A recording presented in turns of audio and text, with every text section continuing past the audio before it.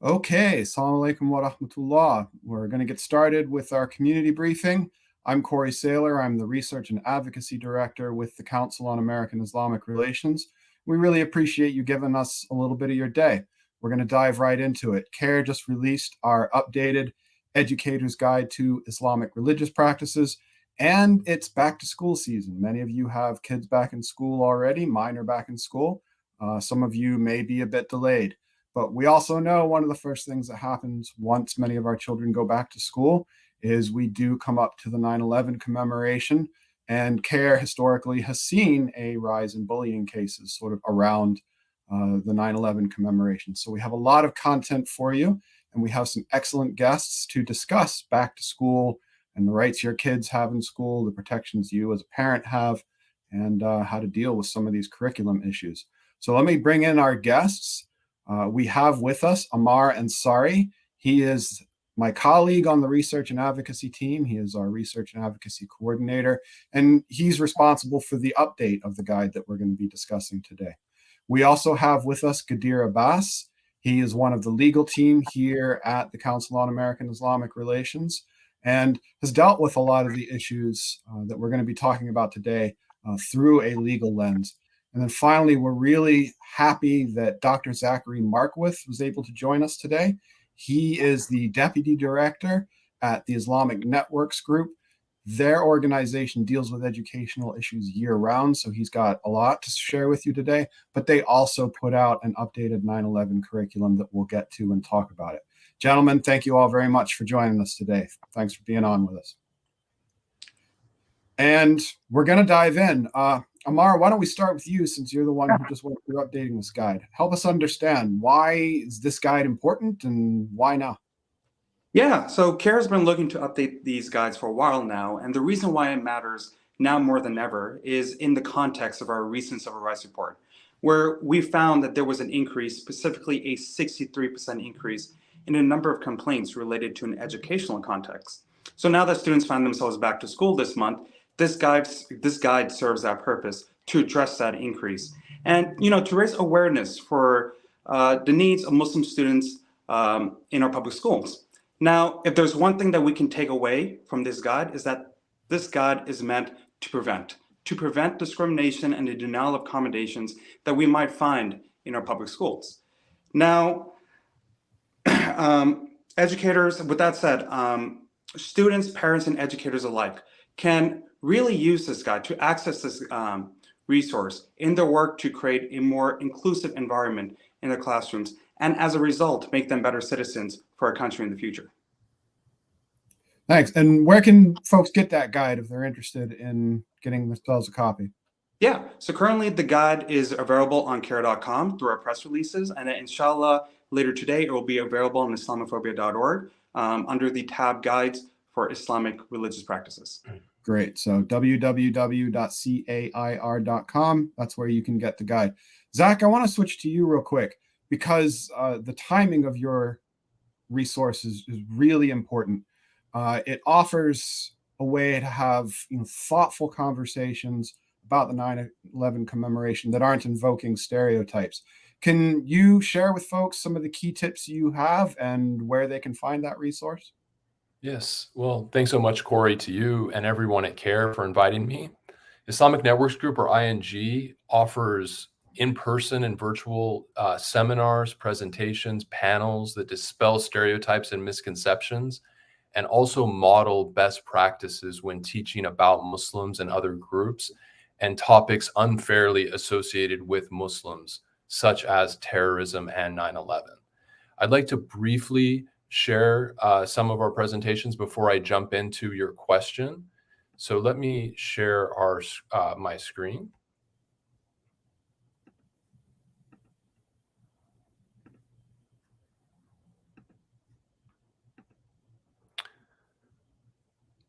So if you visit our website, ing.org, you can schedule speakers on a variety of subjects. We offer DEI trainings for educators, school administrators, and other professional groups on countering Islamophobia in education. We also offer interreligious panels and interethnic panels on a variety of subjects. In addition, we offer in-person or virtual presentations for students on Muslims, their faith and perspectives, including getting to know Muslim Americans and their faith, and Islamophobia and its impact. We also offer panels for students, interfaith panels with Muslim, Christian, Jewish, Buddhist, Hindu, and Sikh speakers, and interethnic panels on countering bullying with knowledge, civility, and respect. Again, you can visit our website, ing.org, and access all of these presentations. Turning specifically to your question, when discussing 9/11, we recommend that teachers and parents avoid using terms that associate 2 billion Muslims worldwide with terrorists who committed the 9/11 attacks. Teachers, for example, don't blame all Russians for the war in Ukraine. Using terms like Islamic or Muslim terrorists can perpetuate negative stereotypes and may contribute to bullying of Muslim students. Instead, refer to the attackers as extremists or terrorists, or name the specific group, such as Al-Qaeda, without associating their actions with entire religious or ethnic groups, and encourage students to do the same. Also, don't expect Muslim students to act as experts on this topic or other topics relating to Muslims. Young students don't have the knowledge or expertise to comment on such topics, nor should they be expected to. Even most adults are not equipped to answer difficult questions about 9/11.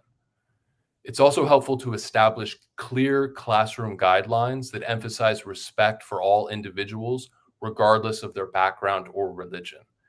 Clearly warn against teasing, even in jest, let alone bullying. Be aware of potential bullying. Muslim students already suffer from higher rates of bullying, and these conversations may lead to bullying in the classroom. You also need to have clear consequences when bullying does happen. So turning to our lesson plan in particular that we just developed for educators. I'm going to share my screen again.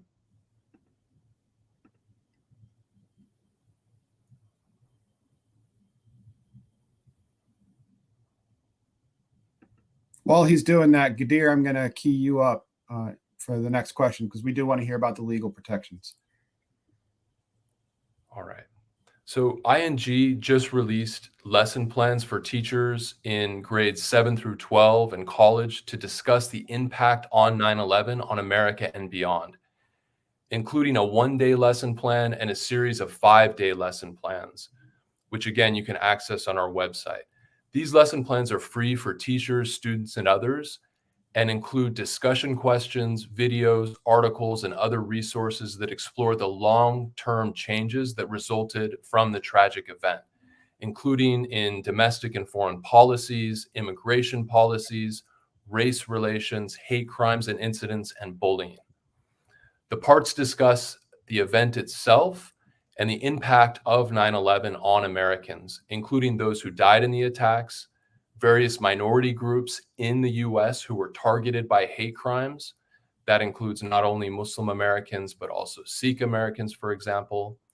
The impact on all of these groups with regard to surveillance, discrimination, bullying. We also discussed there's a lesson plan on those who suffered in wars post 9/11, including American troops and Iraqi and Afghan civilians. Thank you so much, Corey. Yeah, that's really important. And, the commemoration is on Monday, and we all will remember where we were at that moment. But for teachers to be able to have that thoughtful conversation and not make some of the mistakes that we've seen in the past, such as sort of asking the one Muslim child in the class to explain themselves, shall we say, or some of the other things that have unfortunately resulted in many kids feeling, not the power of the moment, but rather like a target within their own schoolroom is fantastic. Gadir, to that point, I have kids, but I don't understand the law. I don't understand what legal protections. I get this giant book at the beginning of any school year that has like 40 pages that I have to initial. Can you give some of the viewers what are the top line legal protections for their kids that you'd want them to know about? Yeah, Jazakallah khair for having us.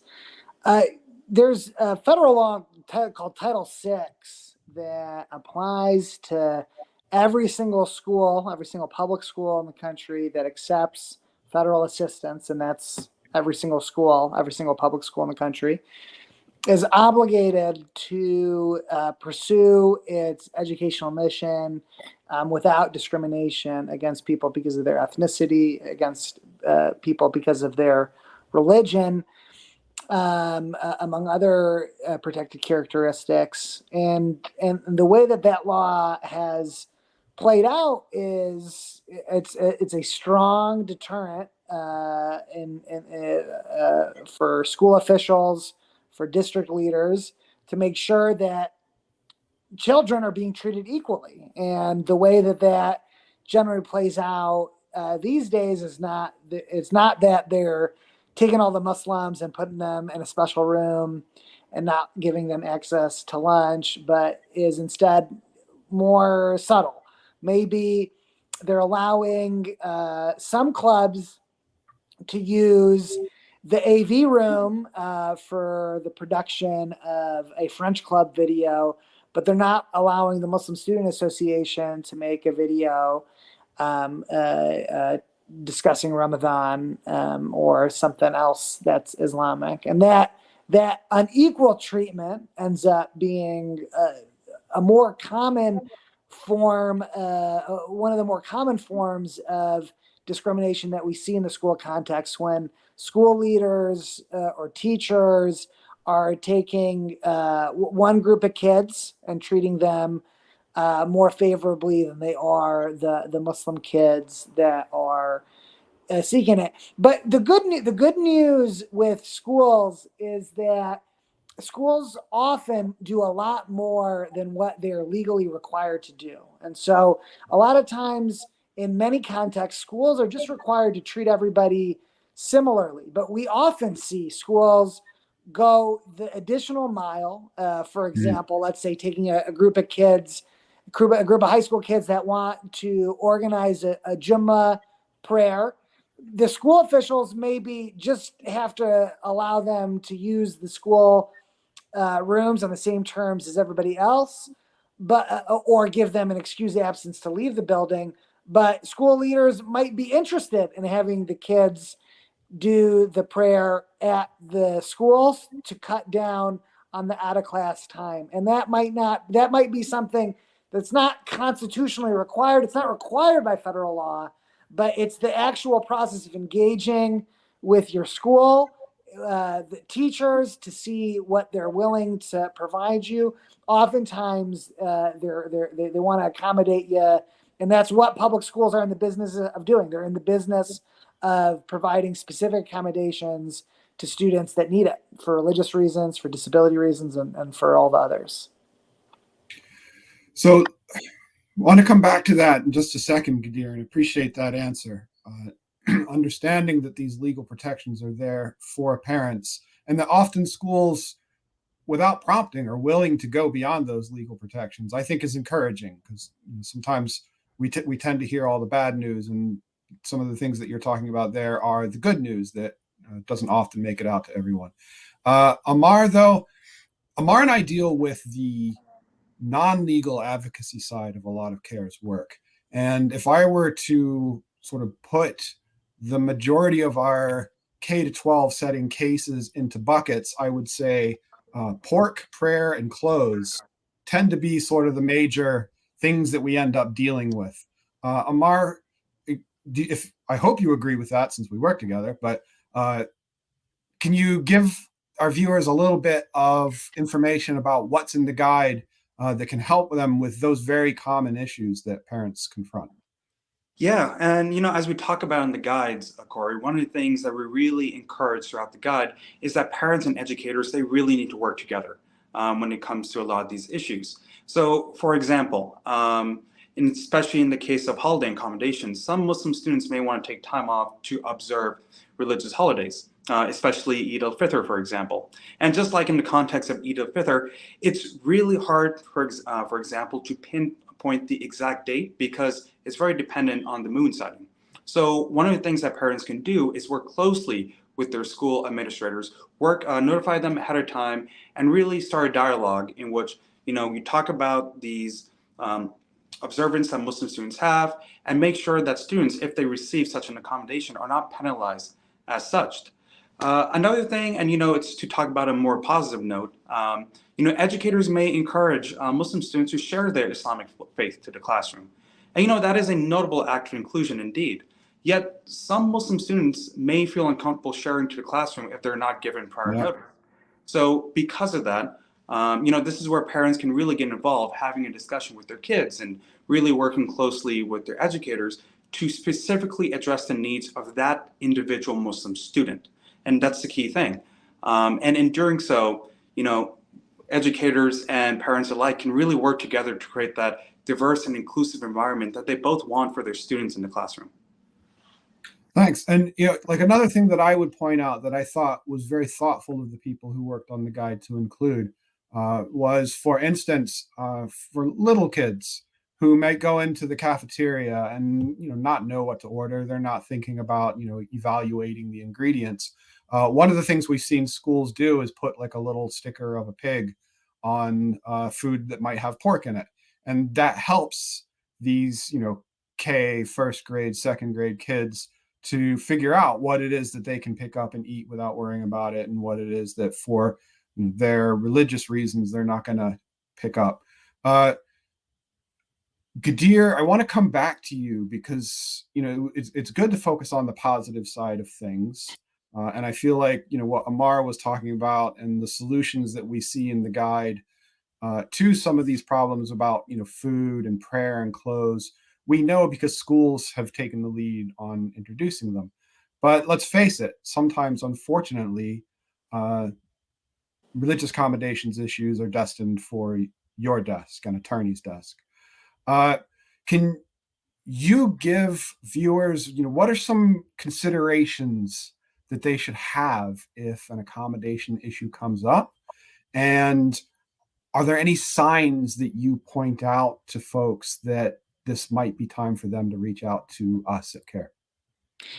Yeah, it's never too early to reach out to us. And so because we've, dealt with a lot of school issues, it's not always us writing a letter or jumping in any kind of visible way. It might just be a sounding board for if you're thinking about something, if you've made a request to a teacher and the teacher's declined and you're thinking about approaching the principal with it, those are good times to reach out to us and we can talk with you about things that we've seen in other schools across the country and the kinds of typical requests we see. And so, for students, I think the biggest sign that there's a problem is if you can identify students that are being treated more favorably than your child. Let's say, for example, in the context of clothing, you'll see maybe like a uniform policy that requires shirts rather than long sleeves, or requires that there be no head coverings of any kind. And maybe they didn't put that policy in place to discriminate against Muslims, but it just so happens to be the case that they've used the policy to not allow Muslim girls to wear a hijab, but they seem to regularly allow the drumline of the high school band to wear their little berets on any day that they have marching parade. So it would be an example of some students are allowed to wear things on their heads, and other students, Muslim girls, are not allowed to wear hijab. That would be a good, clear example of you're able to, just by looking at the operation of the school and what they've done and what they haven't done, you can see that they're treating something that's being done for a religious purpose differently than what's being done for a secular purpose. And that's a big legal no-no. If there's anything more settled in American law, probably not, than the idea that things done for a religious purpose are entitled, they should be accommodated. We should try to accommodate people's ultimate concerns. And so I think that kind of difference. At the same time, if you're asking for an accommodation and the initial response is less than favorable or not what you want, it's important to not give up. A lot of, in a school system, the teacher is usually not the only decision maker. Often the principal, assistant principal, the school leaders will have some say in what the teacher does or how a teacher handles some kind of individualized accommodation request. And then outside of the school, a lot of times, especially for these clothing issues, if there is some kind of arcane old dress code policy that's preventing boys from wearing kufis, girls from wearing hijabs, a bearded teenager, whatever it happens to be, the school district is often eager to avoid these kinds of issues because a school it really is oriented towards accommodating whatever walks in the door. And so so reach out as soon as you feel like you could use some help. And it doesn't need to be legal help. It could just be the council of folks that have seen this a bunch. And then keep a level head and engage broadly and widely. And that, I think, increases the chance that you'll get somebody that is in the position to make a decision that accommodates your child. Fantastic. Oh, go ahead. I just want to jump in because Kadir, everything you said is fantastic. And when I speak from my experience working on a lot of advocacy cases that we do in our department, one of the things that we also see is that a lot of these situations, especially when it comes to folks that you can reach out to with help, you usually do find allies even within the school system. We're more than happy to side with you. For example, it may be a case in which, it's a school district that's really you're trying to resolve a situation with, but you may find your fellow teachers, for example, who are really siding with you and we even advocate for you on your behalf when it comes to these situations. So it's always not as black and white when it comes to finding those alliances and those people who can really help you in a lot of these cases so you can find that resolve for your situation. Yep. Yeah, that's all very helpful, Gadir. I will, Zach, I'm going to put a last question to you in just a moment and let you back clean up because I know you all have resources that extend beyond the beginning of the school year, and I definitely want us to end on that note. That for me, a couple of indicators, and this one is, pretty blatant red light. If I walk into the room and school administration says, our attorney is here, do you mind if our attorney sits in on the meeting? That is a glaring moment to say, thanks, no thanks. Let me reach out to CARE. And you can reach out to us pretty easily, care.com. Go there. There's a very blatantly obvious form that you can fill out. Because what I have seen when I walk into some of these meetings with parents, 90% of the time, everybody's there to solve problems. Sometimes people are there for other reasons. But the imbalance of power often is moving to me because it'll be like 6 school administrators and 1 parent who is stressed out and worried about their kid. And then you can have this entire board of people who understand school policy, who understands all the ins and outs. And it's good to have an advocate who's advised you or with you in those kind of moments. So reaching out for advice is never a bad thing. Don't wait until things have really gotten difficult, because oftentimes we have found a letter can unblock the logjam.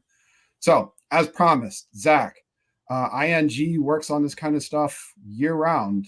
You pointed everybody to ing.org earlier for the resource around the 9/11 commemoration. Can you give us a sense of some of the other resources or connections you want parents to have? Thanks, Corey. Appreciate it. So as you can see on the screen, we have a resource page for educators. We also have another page for the general public. That includes presentations, webinars, FAQs, and lesson plans, including our 9/11 lesson plan, which we've shared in the chat. We have lesson plans about Muslims and Islam, about other faiths, and about countering individual and systemic racism. And we do teach about Islamophobia in the context of religious pluralism and in the context of other forms of bigotry, because we realize that if, the African American community is still facing so much racism, indigenous peoples, if Sikh kids are being bullied and Jewish kids are being bullied, the chances are that Muslims will be as well. So we really have to join together to combat racism and bullying together.